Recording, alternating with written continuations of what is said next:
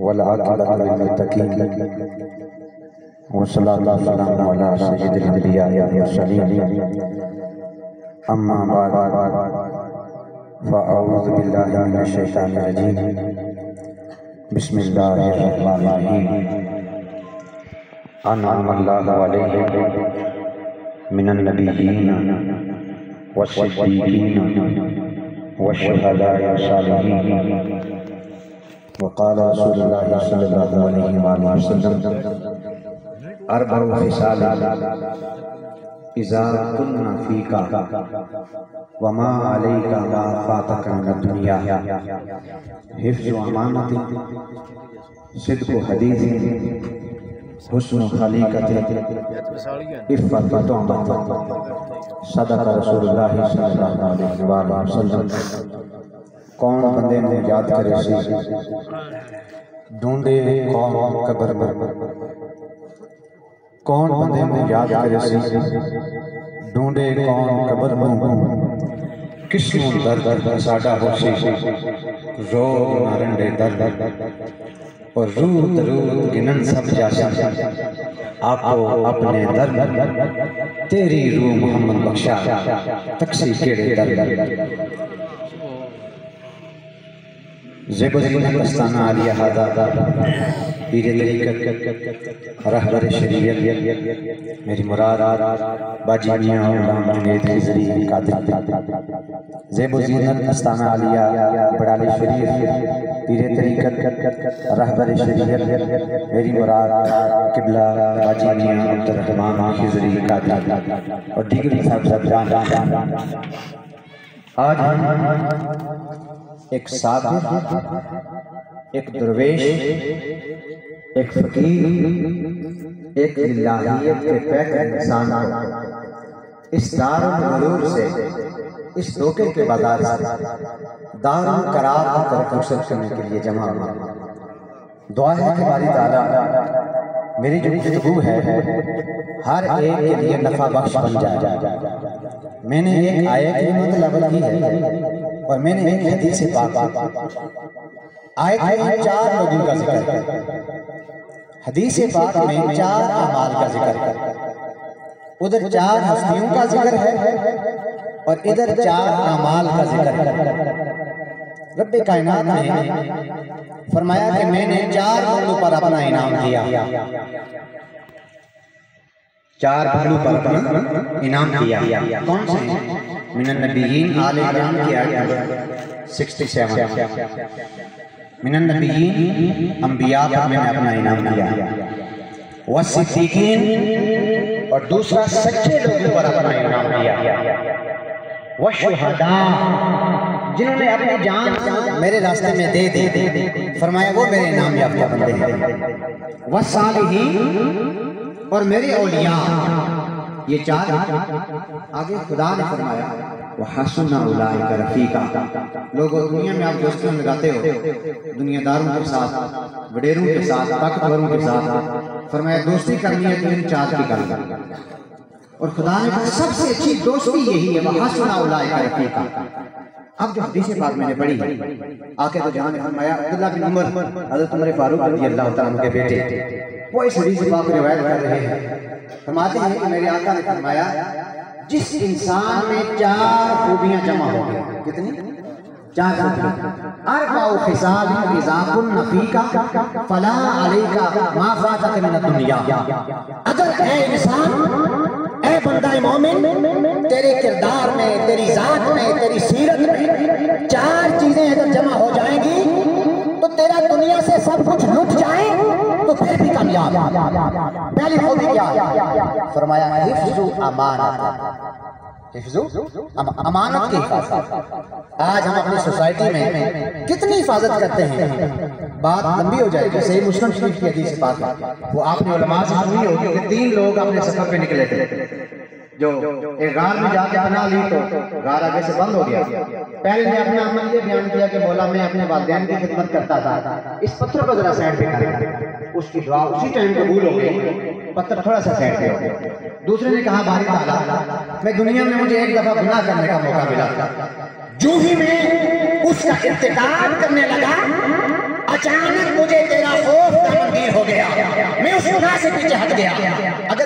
मेरे उस अमल से राजी हुआ था, इस पत्थर को जरा साइड पे कर।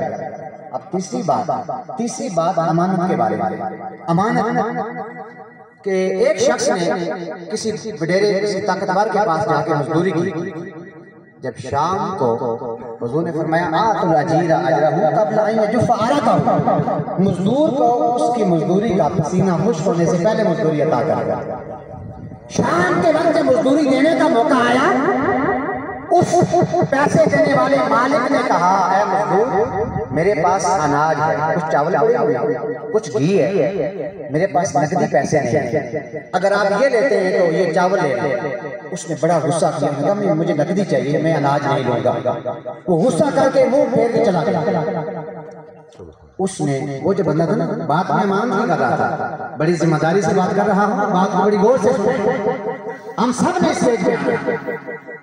उसने कहा कि जब चला गया, मालिक ने वो चावल जाकर मंडी में सेल कर दिया। मंडी में जाके वो चावल फरोख्त किए, जो घी था, अनाज था, उससे जो उसको नकदी मिली, उससे उसने एक बकरी का बच्चा और एक गाय का बच्चा खरीदा। वो दोनों घर लेके आ गया। अरसा दराज बीत गया।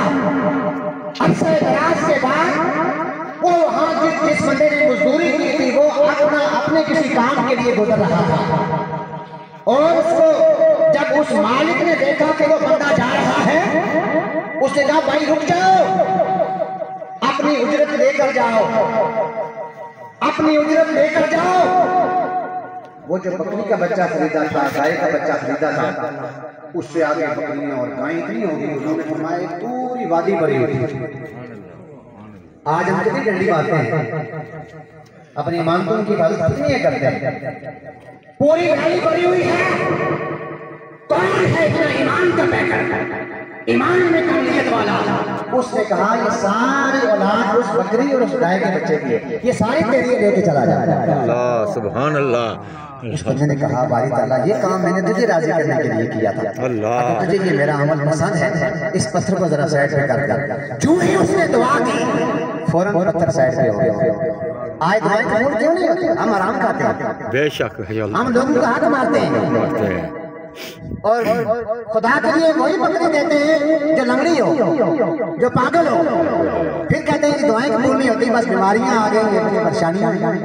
हिफ्ज़ अमानत, अमानत की बात आगे है। सिद्क़ हदीस, चाहे आपके सामने हुजूर ने फरमाया अफजल ईमान वाला वो है जो जालिम हुक्मरान के सामने सच्ची बात करने वाला है। बेशक सुभान अल्लाह। हुजूर ने ये नहीं फरमाया कि 5 नमाज़ें जमात के साथ पढ़ने वाला है वो बड़ा ईमान वाला है। नमाज़ें भी अच्छी काम। मैं बात जिस नहज पे बात कर रहा हूँ, हम वेलकम करते हैं जवेद इकबाल बादमी साहब। मैं बात कर रहा था, हुजूर ने फरमाया कामिल ईमान उसका है जो जालिम के सामने खड़े होकर कहे भाई तुम झूठ बोल रहे हो,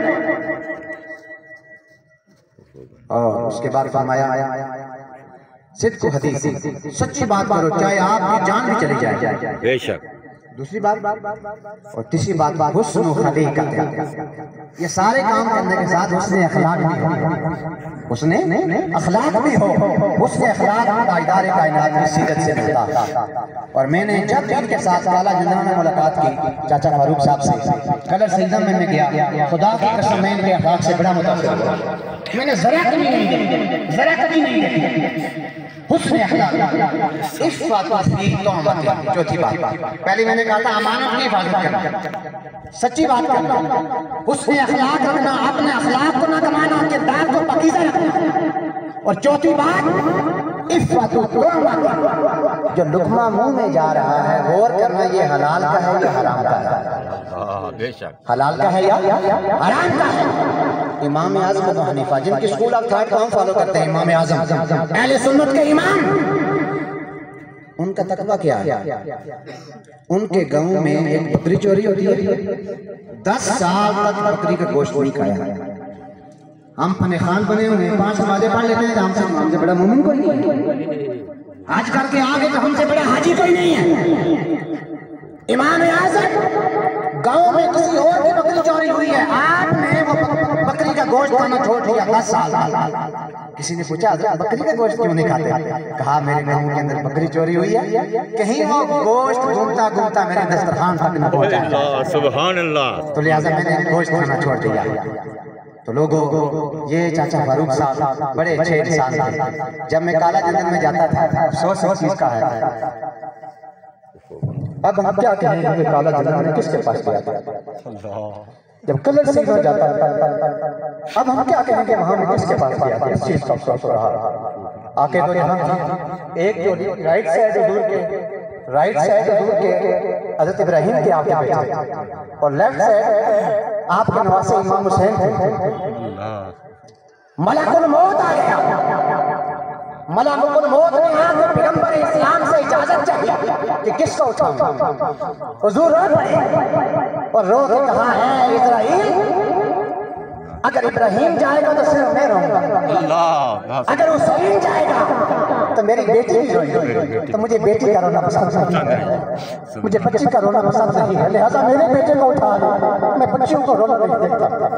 तो लोगों अपने ईमान के अंदर अमल पैदा करो, अपनी सीरत के अंदर सुथरा तहारत पैदा करो, सफाई पैदा करो। मैं जितने दूर दराज से ये लोग वादी नीलम से लेकर वो केल से लेकर शारदा से लेकर पाकिस्तान से सरहद से लोग यहाँ आए हुए दूर इस रोजे में सफर करके आए, किस लिए आए?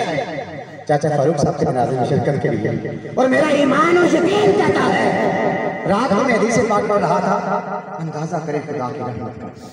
फरमाया अगर काफिर भी रमजान में बहुत हो जाए, काफिर भी अगर रमजान में बहुत हो जाए, उसका अजाब, उसका जो अजाब है उसका आगाज रमजान के बाद।